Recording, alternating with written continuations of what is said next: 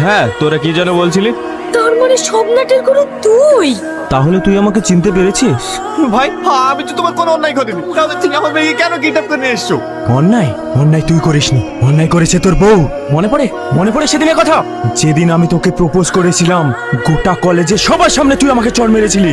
আমি সেদিনই প্রতিজ্ঞা করেছিলাম তোর জীবন আমি তছনছ করে দেব। দেখ কেমন লাগে। অন্যায় করেছি আমি, সাজা দিতে হলে আমাকে দে। আমার মেয়ে কি দোষ করেছে? কোথায় আছে না, কান টানলে মাথা আসে, আমি ঠিক সেটাই করেছি। তার মানে তুই কি চাস? আমি তোদের মিল কোনোদিনই হতে দেব না। আমি তোদের সবাইকে শেষ করে দেব।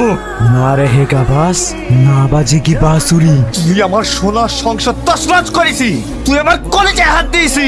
তোর এই দুনিয়ায় বেঁচে থাকার কোনো অধিকার নাই। আমার ভুল হয়ে গেছে, আমাকে ক্ষমা করে দে।